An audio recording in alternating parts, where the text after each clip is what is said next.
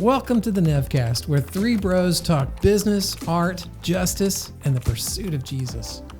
Any day above ground is a good day. Get ready to laugh, cry, and kiss 30 minutes goodbye with Peter Nevland, Dave Nevland, and Rashi.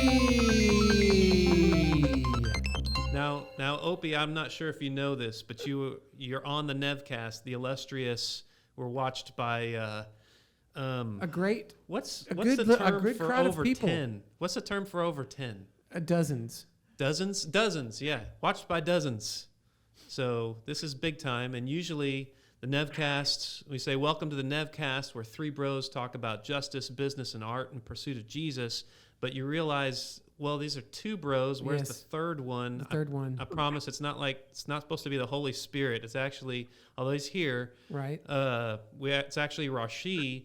But today, Rashi isn't able to be on the call. So, Opie, I was thinking, hopefully on this episode, you can fill in for the illustrious Rashi. And instead be Opie. It kind of has a ring to it. It does, Peter, Dave, and Opie. Could be cool.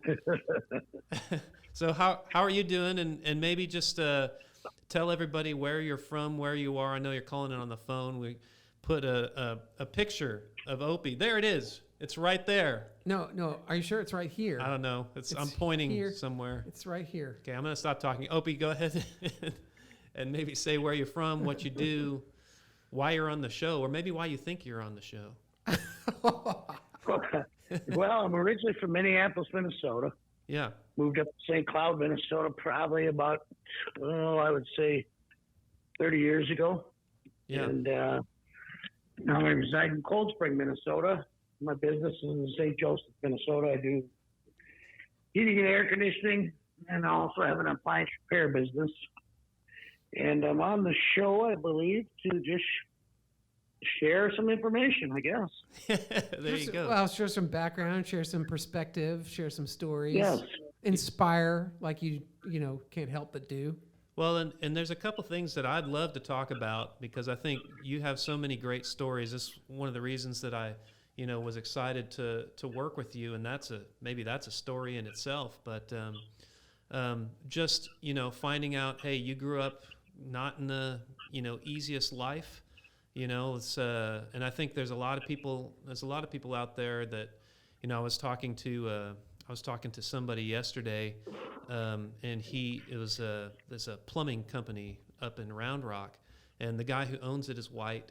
He's got a guy working for him who I would say he's probably looks Hispanic, and they were saying, like, his wife was saying, sometimes when people call in, they don't treat me the same way that they treat my husband, and she's from the Ukraine, and, probably because they hear her accent. And then he was saying, yeah, sometimes I'm in houses, and it's like, man, people are just rude, and they're always like, well, don't touch this, and don't touch that, and don't touch this. And I was like, John, do you ever experience that? And he was the white guy, and he's like, no, I don't ever experience that. And I was like, well, there might be some of that is from some people that are, nervous because of just your skin color, and, it's sad to say, but I mean, you didn't grow up in, the white neighborhood or even in a white family.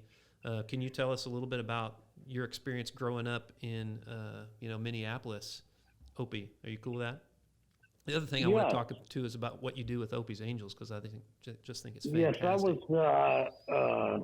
raised by a single mother of four. I was the oldest. Mm-hmm. Watched my mom go through a lot of bad things in life. Let's put it that way. Yeah. First lived in the North Projects. The Projects was the government's way of trying to find affordable housing for very poor, which we really didn't pay much, from what I understand. Right. We moved over to the Southeast Projects, and I was pretty much the minority. I think I was one of two white people that lived there, and it was tough.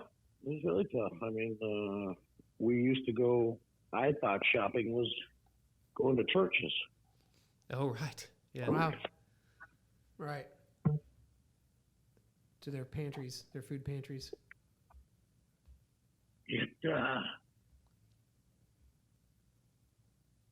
Excuse me. That's okay. It's all right. You just go as fast as you can, or slow as you need to. Yes, it was tough. We used to go all the churches around. You go there and they have a food shelf. Yeah. Anyway, growing up wasn't fun. I mean, it wasn't a typical kid. You learn quickly how to survive, and of course, without a male person in your life, you don't learn the things that normal, quote unquote, people do. You just have to find out. School of hard knocks, literally, Yeah. And so there's a lot to say about public housing. It's not good. You're basically putting everybody in a spot where society or anything else doesn't have to worry about it or they forget about it. So, yeah, growing up was tough. I learned quickly how to survive, and that if I had to do something, I had to do it on my own. I didn't have a father to help me or teach me. And my mom was doing all she could do, with the other kids and working 2 or 3 jobs all the time for minimum pay because she wasn't highly educated, which I love my mom to death, obviously. Yeah. And then, I just told myself then, that I'm getting out of here. I'm going to do this. I didn't have a choice. Right. Because I had to help my family. And left home when I was about 13. Wow. Got into some bad things, did some bad things. I remember bringing money home, and in one instance, my mom hit me with a frying pan. She said she didn't want that money. It was bad money. That taught me a lesson, and I think everything in life molds you into who you are. Sure. And I think that I wouldn't trade it now looking back because I've learned a lot and I've learned to become a better individual because of it. Yeah. And I try to give to whoever I can. Like Opie's Angels. Right. Yeah. I do that because I'm that kid in that family. Yeah. Yeah. And they got to have some hope, I remember my aunt and uncle taking me to the cabin. They were very well off. It was my mom's sister. And I would go out there with my paper bag with my clothes and just wait. I'd be up at 6 o'clock in the morning, even though he wasn't coming till 10 or 11 to pick me up. My Uncle Ron, So with that is, I had a little glimmer of hope. I got to enjoy things and do things, and that a few weekends of summer. And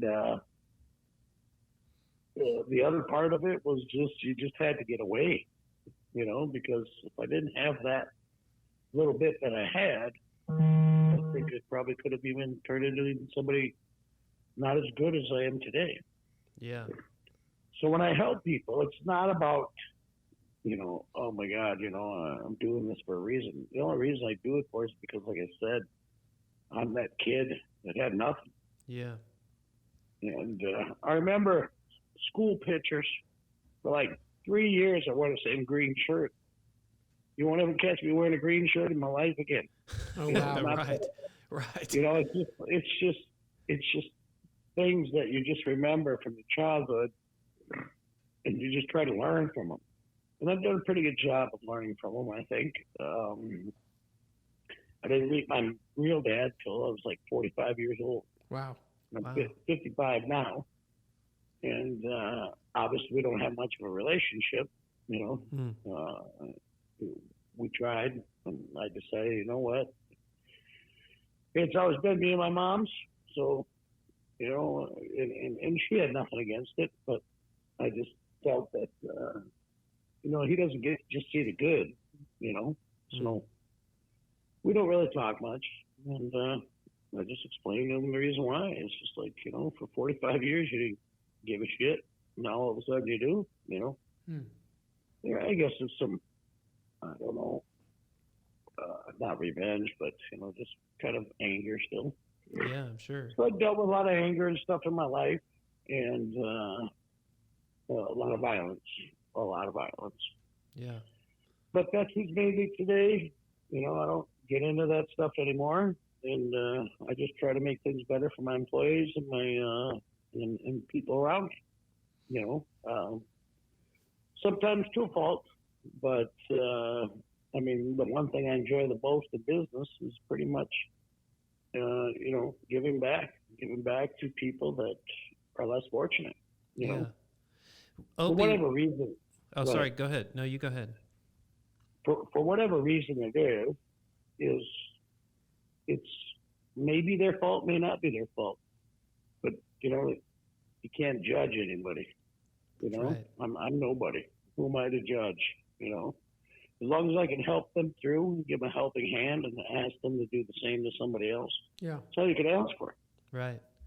Well, I think it's amazing. I mean, so we work together, obviously, and so I've been seeing the way that you treat your employees, the way that you treat people over the last couple of years, and I've heard some of these stories.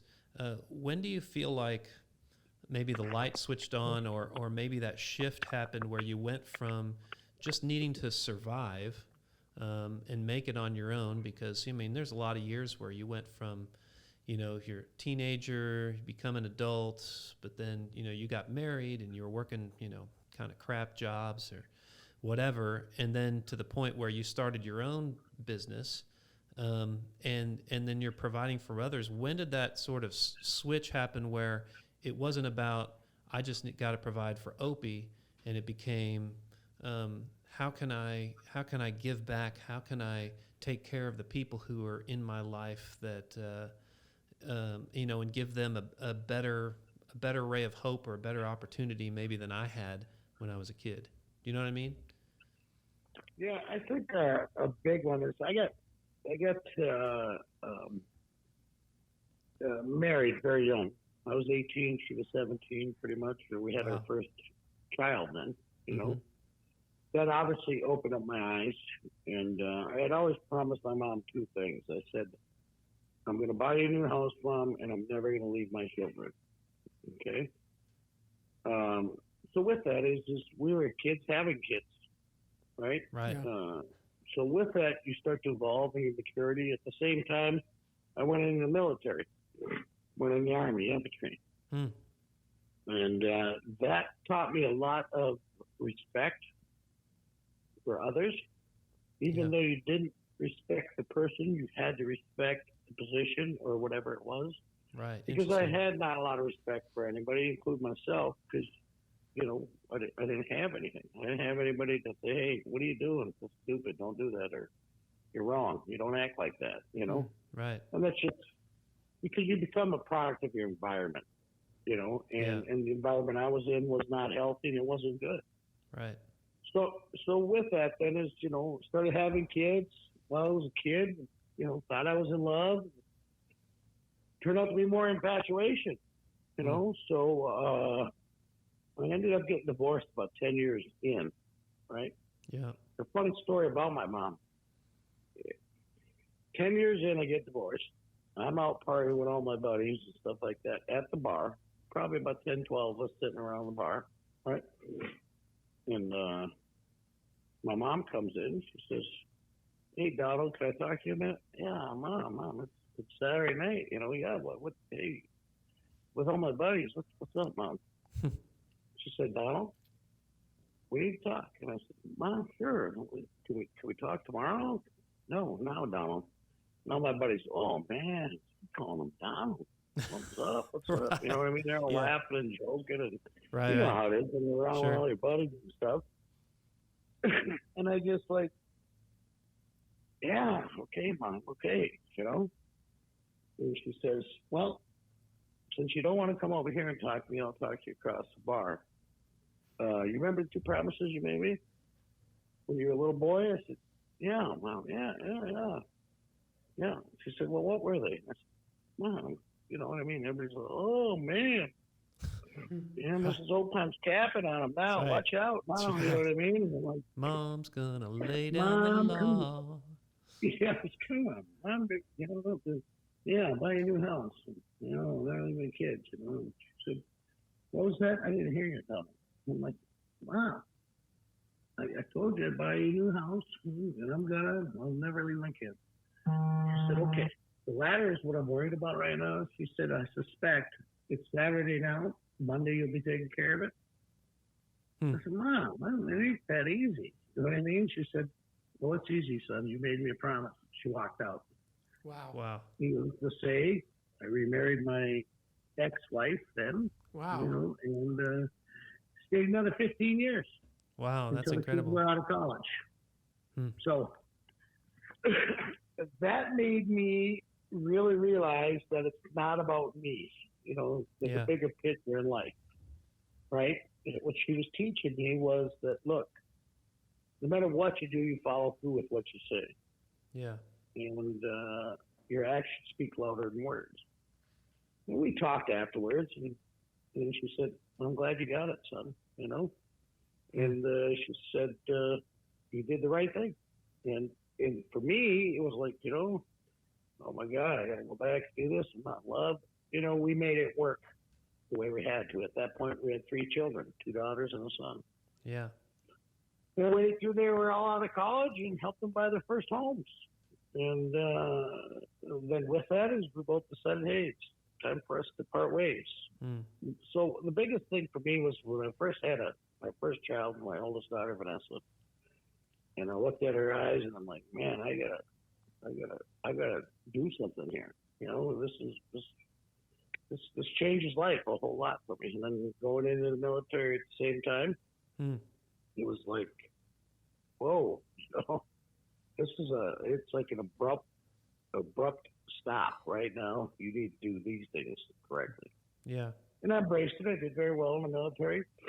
Got out after my 3 years, and then just started to be a dad and started to realize that, you know, hey, you know, I got it pretty good. I made it. You know, I'm not getting shot at anymore. I'm not getting stabbed like I had before, you know. Right. It's just like, man, I made it. I'm alive. I'm okay. Jeez. You start to realize things like that.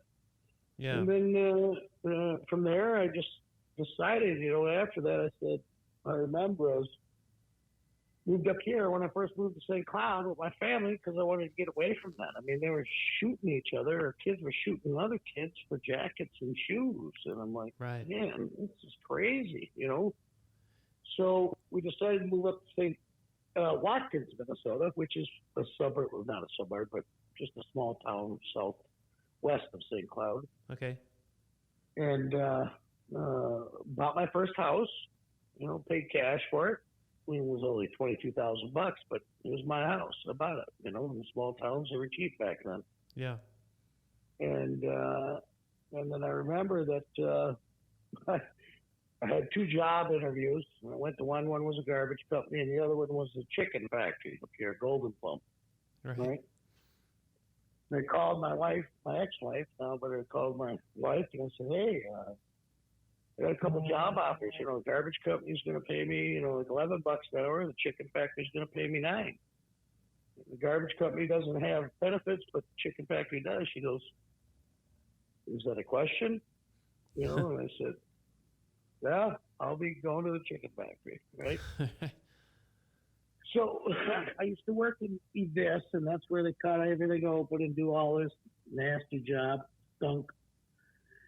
I just kept telling myself every day I went out on that line, I'm like, you know what? I can't do this forever, right? So then I changed, and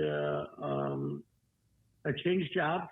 I went into the sanitation department, which cleaned everything afterwards. That was a little bit better, you know. Then I got a pretty good maintenance gig with them. At the time, I said, you know what? I gotta change. I'm tired of somebody else, you know, deciding how much money I make, or if they gave me a 17-cent raise, I'm supposed to be happy about it. Well, You know, I was Right. barely making it, you know. Right. 3 kids. I'm like, man, this is tough, you know, working all the overtime I could. So then I went to school, but I was working 11 p.m. to 7 a.m. shift. You know, I changed jobs again with the chicken factory. I was actually catching chickens. So from 7 o'clock, you know, when I got off, I'd drive up to St. Cloud. I'd go to the tech college till about, I think it was like 8 to 1 my classes were. So I went through plumbing and heating school. Well, first plumbing, then heating and air conditioning. Right. During that time, this is what really changed my perspective, is I had a stroke at the age of 27. Wow. Oh my goodness. Well, Dave, I don't know about you, but I'm thinking this is pretty amazing. Yeah, we gotta keep this going. We can't cut it short. It's going too long, but let's do end of part 1 here, and then come back next week and for part 2 of talking with Opie. Start part 2 Yeah. next Wednesday. That's it for the Nevcast this time. Join us next week when we talk justice, business, and art in pursuit of Jesus. We will see you soon.